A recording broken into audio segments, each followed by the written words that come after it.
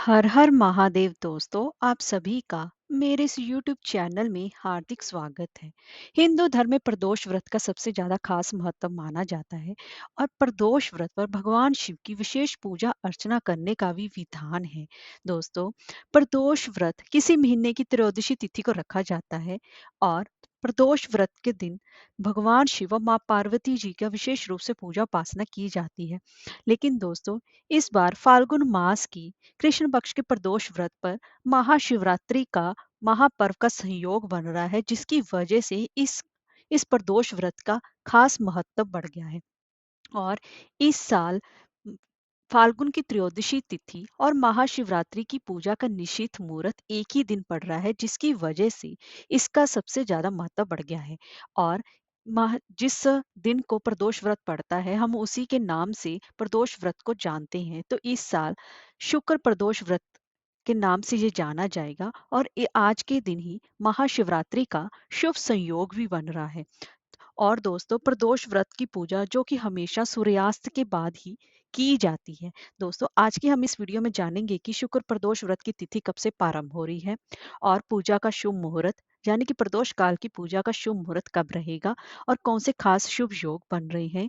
और इसी के साथ साथ मैं आपको शुक्र प्रदोष व्रत की व्रत कथा का रसपान कराने जा रही हूँ। तो चलिए वीडियो शुरू करते हैं। दोस्तों, फाल्गुन मास की कृष्ण पक्ष की त्रयोदशी तिथि जो कि 8 मार्च की देर रात 1:18 से प्रारंभ हो रही है और इसका समापन 8 मार्च को रात 9:56 तक रहेगा। तो उसके बाद से चतुर्दशी तिथि शुरू हो जाएगी। तो दोस्तों, शास्त्रों के अनुसार प्रदोष काल की पूजा हमेशा ही सूर्यास्त के बाद की जाती है। प्रदोष काल यानी कि सूर्यास्त से 45 मिनट पहले और 45 मिनट बाद के काल को प्रदोष काल कहते हैं। और प्रदोष काल में भगवान शिव प्रसन्न मुद्रा में होते हैं, जिसकी वजह से इस दिन का महत्व सबसे ज्यादा बढ़ गया है। और आज के दिन ही प्रदोष व्रत पर ही महाशिवरात्रि का पर्व संयोग भी बन रहा है, जिसकी वजह से इस तिहार को, इसकी महत्ता को और भी ज्यादा कई गुना बढ़ा दिया गया है। इसीलिए यह शुक्र प्रदोष व्रत के नाम से जाना जाएगा। महाशिवरात्रि पर 4 पहर की पूजा करने का विधान है और महाशिवरात्रि को अघोरात्रि महारात्रि के नाम से भी जाना जाता है। अब जान लेते हैं शाम की प्रदोष काल की पूजा का समय क्या रहेगा। शाम के 6:24 से लेकर रात के 8:53 तक प्रदोष काल की पूजा का शुभ मुहूर्त रहेगा, जिसको कि हम पहले प्रथम पहर की पूजा प्रदोष काल से ही प्रारंभ होगी। उस दौरान भगवान शिव की पूजा उपासना करना बेहद ही श्रेष्ठ फलदायी माना जाता है। अब जान लेते हैं इस शुक्र प्रदोष व्रत के दिन स्वार्थ सिद्ध योग और शिव योग भी बन रहे हैं। स्वार्थ सिद्ध योग जो कि सुबह 6:35 से शुरू होगा और इसका समापन सुबह 10:40 पर होगा। तो वहीं पर शिव योग सुबह से शुरू होकर 12:46 से लेकर 12:40 तक सुबह से ही प्रारंभ हो जाएगा, दोपहर के 12:46 तक रहेगा। जिसकी वजह से इन दोनों ही योगों में पूजा उपासना करना बेहद ही शुभ फलदायी माना जाएगा। और और यह प्रदोष व्रत जो कि शुक्रवार को पड़ रहा है, इस दिन प्रदोष व्रत को अगर आप प्रदोष व्रत करते हैं तो इससे इससे आपको 2 गायों को दान करने के समान पुण्य फल की प्राप्ति होती है। और वहीं ये शुक्र प्रदोष व्रत सौभाग्य और वैवाहिक जीवन में सुख शांति देने वाला भी माना गया है। और प्रदोष व्रत जो कि है वह हमेशा ही फलाहारी किया जाता है। इस दिन सुबह आपको ब्रह्म मुहूर्त में जल्दी उठना चाहिए। फिर उसके बाद आपको गंगा जल मिले युक्त पानी से स्नान करके साफ सुथरे कपड़े वस्त्र धारण करनी चाहिए। और उसके बाद आपको पास ही के किसी शिव मंदिर में जाकर भगवान शिव की उपासना करनी चाहिए। और शाम के समय आपको फिर से नहा धोकर साफ सुथरे कपड़े पहनकर पास के शिव मंदिर में जाकर भगवान शिव का पंचामृत से अभिषेक करना चाहिए। इससे भगवान शिव अत्यंत ही प्रसन्न होते हैं और उन्हें सफेद मिठाई या फिर खीर का भोग लगाना चाहिए।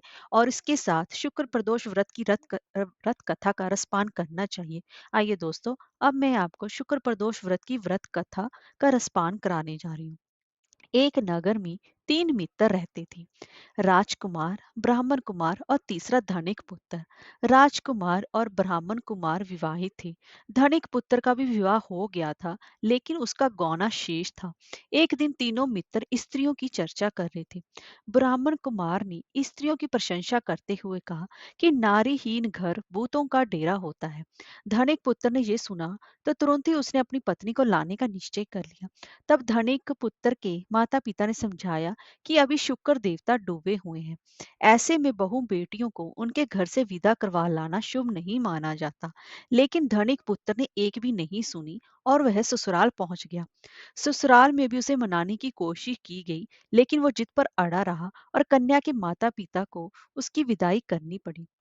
विदाई के बाद पति पत्नी शहर से निकले ही थे कि बैलगाड़ी का पहिया निकल गया और बैल की टांग टूट गई।